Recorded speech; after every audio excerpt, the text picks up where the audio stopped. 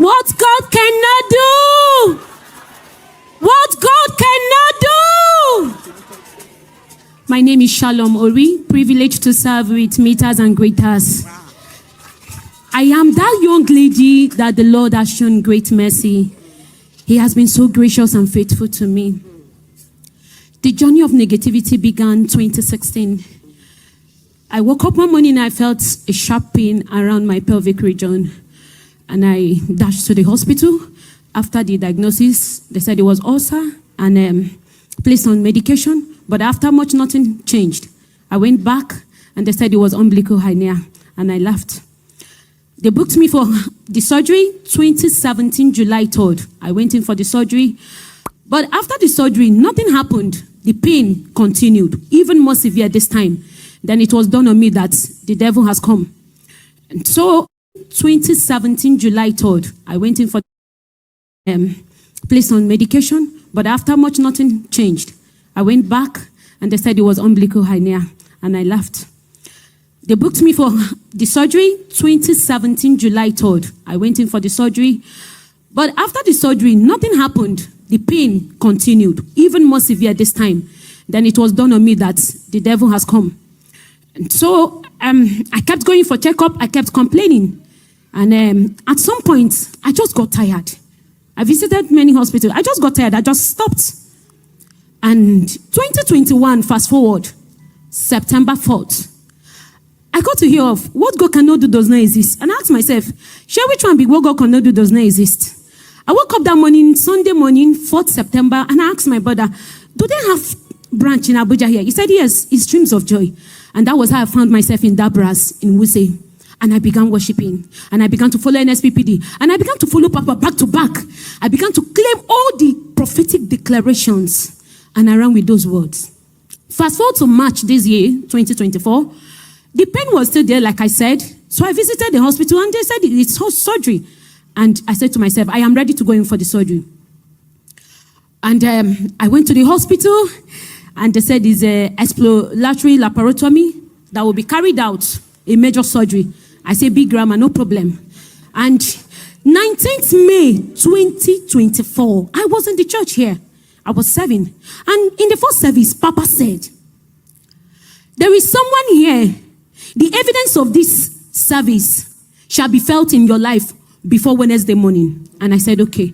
And mind you, prior to all this time, they have diagnosed me of ovarian cyst, endometriosis, fibroid, ascites, name it. There is nothing, absolutely nothing that I have not been diagnosed of.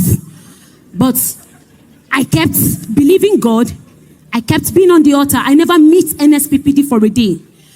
And so when they said it was going to be surgery, I said, fine, no problem. I grabbed that word on that 19th and I ran with it. Prior to that time, on the 2nd of April, Papa made mention. He said, endometriosis is living. On the 12th of the same April, Papa mentioned, ovarian cyst is young 12. And I said, okay, I grabbed those words and I ran with them. Thank God for the gift of men. God bless you, Mama Fatima, HOD. God bless all the people that journeyed with me to pray in my trying moment. So I went in for the surgery. Prior to that surgery, my navel was swollen, very, very swollen. And when I'm menstruating, I menstruate from the navel. If the devil no shame to use me play riddle, I no go shame to talk him. So I menstruate through the navel. You can imagine how embarrassing that could be. I kept pushing. I kept trusting. I said, I believe on this altar. I believe on what God can do. I believe God will do it for me. Other people that are carrying their evidences on this altar, they don't have double head. It's one height that they have. So I kept believing. I kept coming. I said, I'm ready for this surgery.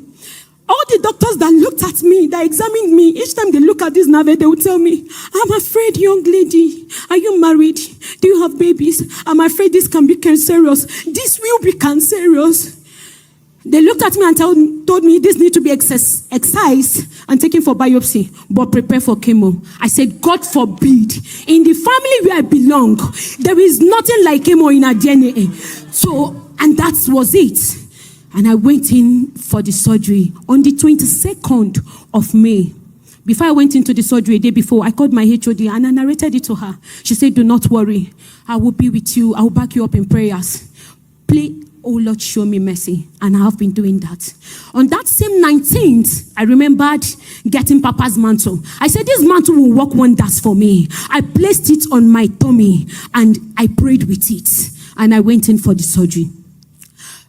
Mind you, I was told that my right ovary is completely damaged and need to be removed. And I told the doctor, I'm not married, I don't have babies. I can't remove my ovary. The devil cannot start with me. No cancer, no removal of any organ.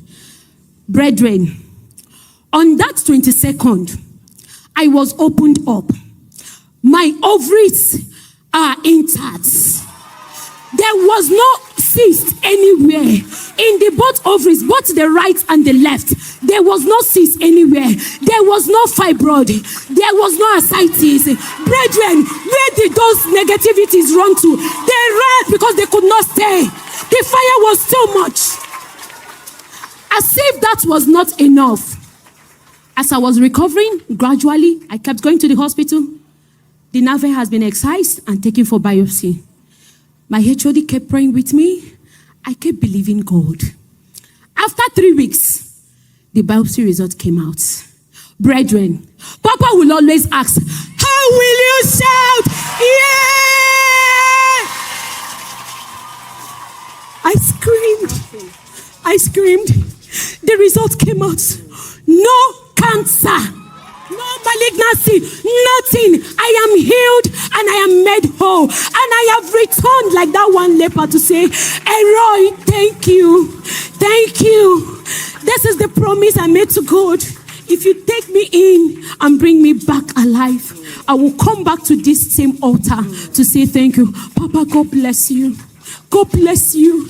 I am alive today because you are alive. I am alive because you stood in the gap for me. I'm alive because you don't sleep. You don't have your perfect time. All you do for people like me. I say, thank you, Papa. Like the millions of people will say, the ocean on your head will never run dry.